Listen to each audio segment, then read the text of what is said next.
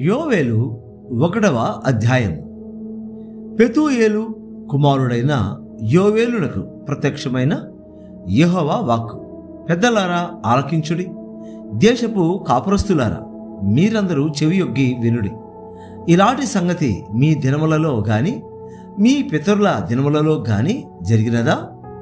ఈ సంగతి మీ బిడ్డలకు తెలియజేయుడి. వారు తమ బిడ్డలకును ఆ బిడ్డలు రాబో తరం వారికి తెలియజేయుదురు. గొంగళి పురుగులు విడిచిన దానిని మిడతలు తినివేసి ఉన్నవి, మిడతలు విడిచిన దానిని పసరు పురుగులు తినివేసి ఉన్నవి, పసరు పురుగులు విడిచిన దానిని చీడ పురుగులు తినివేసి ఉన్నవి. మత్తులారా మేలుకొని కన్నీరు విడువుడి, ద్రాక్షారస పానము చేయువార్లారా రోదనము చేయుడి. క్రొత్త ద్రాక్షారసము మీ నోటికి రాకుండా నాశనమాయను. లెక్కలేని బలమైన జనాంగము నా దేశము మీదికి వచ్చి ఉన్నది. వాటి పళ్ళు సింహపు కోరల వంటివి, వాటి కాటు ఆడు సింహపు కాటు వంటిది. అవి నా ద్రాక్ష చెట్లను పాడు చేసి ఉన్నవి, నా అంజూరపు చెట్లను తుత్తునియలుగా కొరికి ఉన్నవి. బెరడు ఒలిచి వాటిని పారవేగా చెట్ల కొమ్మలు తెలుపాయను. పెరిమిడిపోయిన యవనురాలు గోనిపెట్ట కట్టుకొని అంగలార్చున్నట్లు నీవు అంగలార్చము. నైవేద్యమును పానార్పణమును యెహోవా మందిరములోనికి రాకుండా నిలిచిపోయారు. యెహోవాకు పరిచర్య చేయు యాజకులు అంగలార్చుచున్నారు. పొలము పాడైపోయాను, భూమి అంగలార్చుచున్నది. ధాన్యము నశించెను, క్రొత్త ద్రాక్షారసము లేకపోయెను. తైల వృక్షములు వాడిపోయాను, భూమి మీది పైరు చెడిపోయాను. గోధుమ కర్రలను యవల కర్రలను చూచి సేద్య గాండ్లారా సిగ్గునందుడి. ద్రాక్ష తోట కాపరులారా రోదనము చేయుడి. ద్రాక్ష చెట్లు చెడిపోయాను, అంజురపు చెట్లు వాడిపోయారు. దానిమ్మ చెట్లను, ఈత చెట్లను, జలదర చెట్లను, తోట చెట్లన్నీ వాడిపోయినవి. నరులకు సంతోషం ఏమీ లేకపోయాను. యాజకులారా గోరిపట కట్టుకొని అంగలార్చుడి. బలిపీఠము వద్ద పరిచయం చేయువార్లారా రోదనము చేయుడి. నా దేవుని పరిచారకులారా గోలిపట్ట వేసుకొని రాత్రి అంతయు గడుపుడి.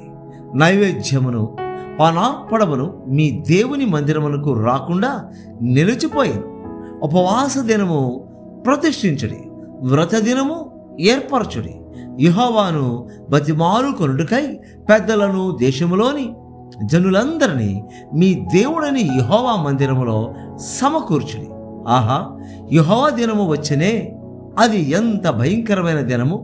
అది ప్రళయము వలనే సర్వశక్తిని యొద్ద నుండి వచ్చును. మనము చూచుచుండగా మన దేవుని మందిరములో ఒక సంతోషమును ఉత్సవమును నిలిచిపోయాను. మన ఆహారము నాశనమాయను. విత్తనము మంటి పెడ్డల క్రింద కుళ్ళిపోవచ్చున్నది. పైరు మాడిపోయినందున ధాన్యపు కొట్లు ఒట్టివాయను, కళ్ళపు కొట్లు నేలపడి ఉన్నవి. మేత లేక పశువులు బహుగా మూలుగుచున్నవి. ఎడ్లు మందలుగా కూడి ఆకలికి అల్లాడుచున్నవి. గొర్రె మందలు చెడిపోవుచున్నవి. అగ్ని చేత అరణ్యములోని మెత్త స్థలములు కాలిపోయినవి. మంట తోట చెట్లన్నిటినీ కాల్చివేశాను. యెహోవా, నీకే నేను మొరపెట్టుచున్నాను. నదులు ఎండిపోవుటయు అగ్ని చేత మేత స్థలములు కాలిపోవుటయు చూచి పశువులను నీకు మొరపెట్టుచున్నవి. యోవేలు 2వ అధ్యాయము. సియోను కొండ మీద బాకా ఊదుడి, నా పరిశుద్ధ పర్వతం మీద హెచ్చరిక నాదము చేయుడి. యెహోవా దినము వచ్చుచున్నదనియు అది సమీపమాయననియు దేశ నివాసులందరూ వణుకుదురుగాక. ఆ దినము అంధకారమయముగా ఉండును, మహాంధకారము కమ్మును, మేఘములను గడాంధకారమును ఆ దినమున కమ్మును. పర్వతముల మీద ఉదయకాంతి కనబడునట్లు అవి కనబడుచున్నవి. అవి బలమైన ఒక గొప్ప సమూహము. ఇంతకు ముందు అట్టివి పుట్టలేదు, ఇక మీదట తరతరములకు అట్టివి పుట్టవు. వాటి ముందర అగ్ని మండుచున్నది, వాటి వెనుక మంట కాల్చుచున్నది. అవి రాకమునుపు భూమి ఏదేను వనము వలె ఉండెను. అవి వచ్చిపోయిన తర్వాత తప్పించుకొనినదేదియు విడువబడక భూమి ఎడారి వలె పాడాయెను. వాటి రూపములు గుర్రముల రూపముల వంటివి, రౌతుల వలె అవి పరిగెత్తి వచ్చెను. రథములు ధ్వని చేయునట్లు, కొయ్యకాలు అగ్నిలో కాలుచు ధ్వని చేయునట్లు, యుద్ధములకు సిద్ధమైన శూరులు ధ్వని చేయునట్లు అవి పర్వత శిఖరముల మీద గంతులు వేయుచున్నవి. వాటిని చూచి జనములు వేదన నొందును, అందరి ముఖములు తెల్లబారును. బలాఢ్యులు పెరుగుతున్నట్లు అవి పరిగెత్తుచున్నవి, శూరులు ప్రాకారములను ఎక్కునట్లు అవి గోడలు దాటుచున్నవి. ఇటు అటు తిరగకుండా అవన్నీ చక్కగా పోవచ్చున్నవి. ఒక దాని మీద ఒకటి త్రొక్కులాడక అవన్నీ చక్కగా పోవచ్చున్నవి.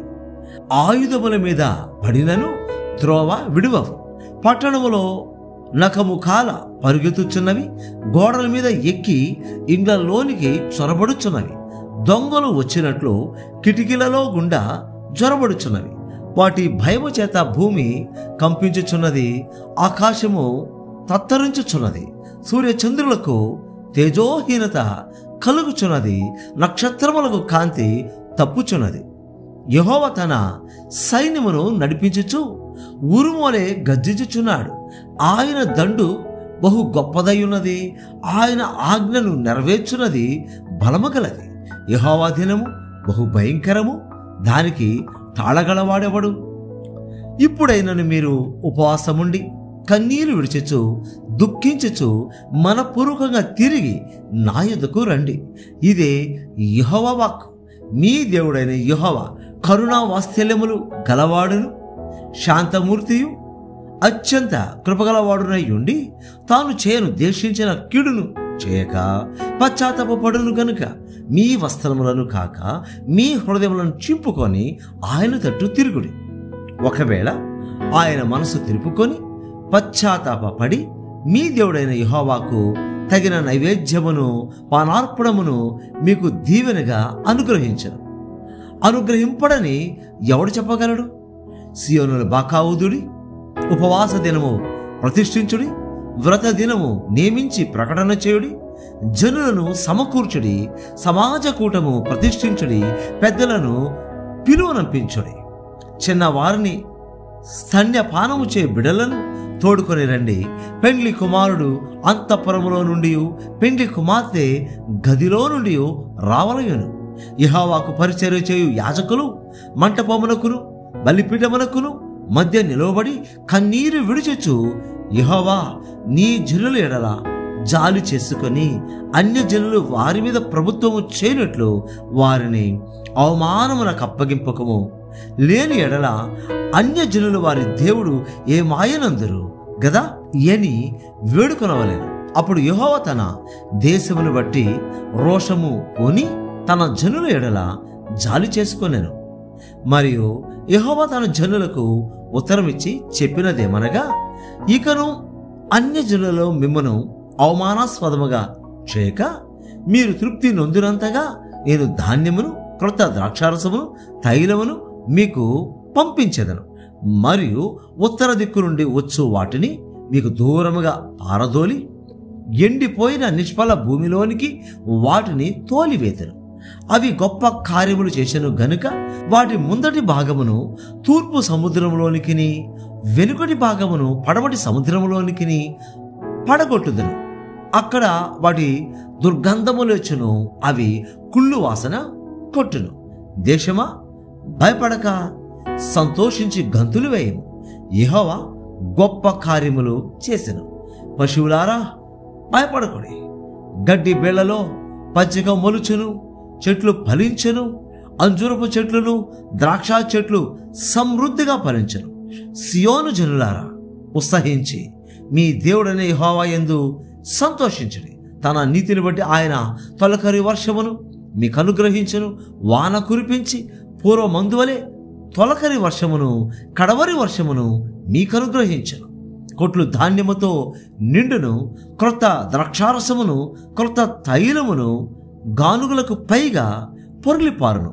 మీరు కడుపార తిని తృప్తి పొంది మీ కొరకు వింత కార్యములను జరిగించిన మీ దేవుడని యెహోవా నామమును స్తుతించినట్లు నేను పంపిన మిడతలను, గొంగళి పురుగులను, పసర పురుగులను, చెడ పురుగులను అను నా మహాసైన్యము తినివేసిన సంవత్సరముల పంటను మీకు మరలానితిను. నా జనులిక నెన్నటికి సిగ్గునొందరు.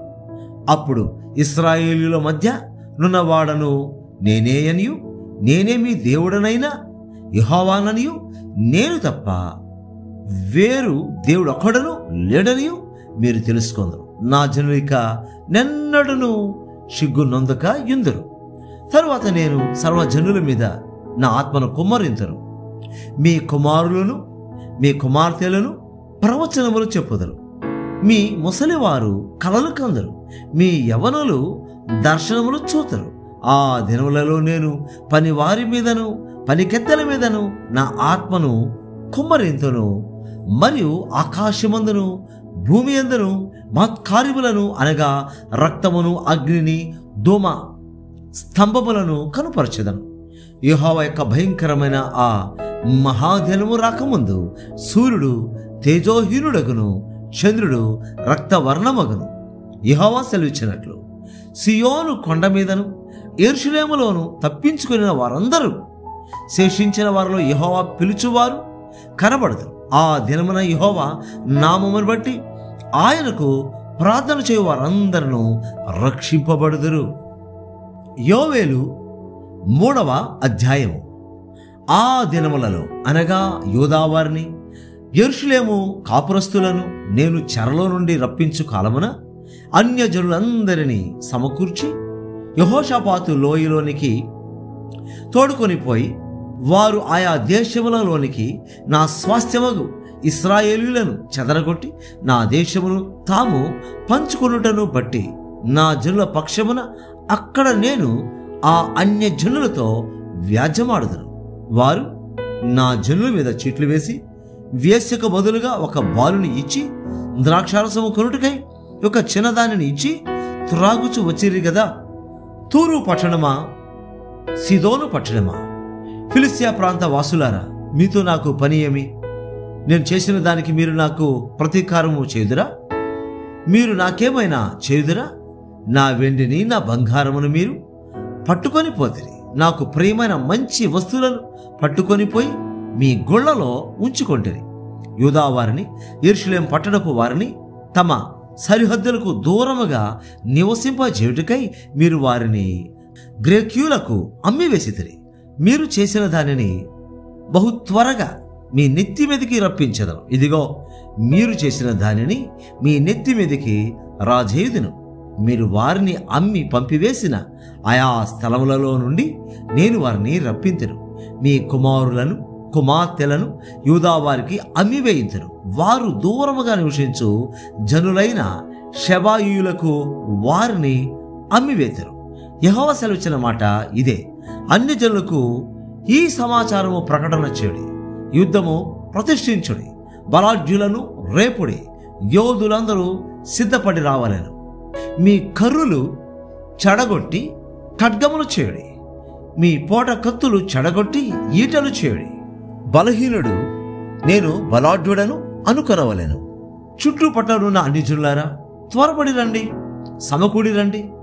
యెహోవా నీ పరాక్రమశాలులను ఇక్కడికి తోడుకొని రమ్ము. నలుదిక్కులనున్న అన్ని జనులకు తీర్పు తీర్చుటకై నేను యెహోషాపాతు లోయలో ఆసీనుడనగుదను. అన్ని జనులు లేచి అచ్చటికి రావలెను. పైరు ముదిరినది, కడవలు పెట్టి కోయుడి. గానుగ నిండి ఉన్నది, తొట్లు పొర్లి పారుచున్నవి. జనుల దోషము అత్యధికమాయను. మీరు దిగిరండి. తీర్పు తీర్చు లోయలో రావలసిన యెహోవా దినము వచ్చే ఉన్నది. తీర్పుకై జనులు గుంపులు గుంపులుగా కూడి ఉన్నారు. సూర్యచంద్రులు తేజోహీనులైరి, నక్షత్రముల కాంతి తప్పిపోయాను. యెహోవా సియోనులో నుండి గర్జించుచున్నాడు. యెరూషలేములో నుండి తన స్వరము వినబడజేయుచున్నాడు.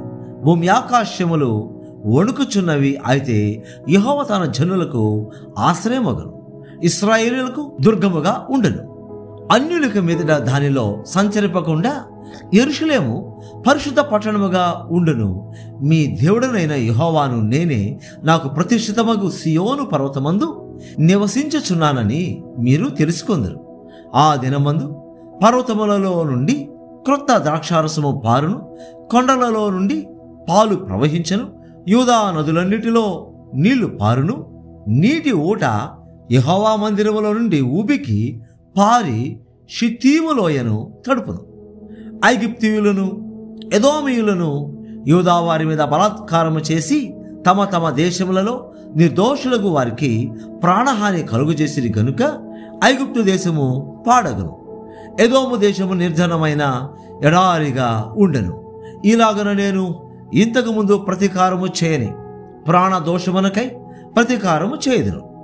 అయితే యూదా దేశంలో నివాసులు నిత్యముందును, తరతరములకు యెరూషలేము నివాసముగా నుండును. యెహోవా సియోనులో నివాసిగా వసించును.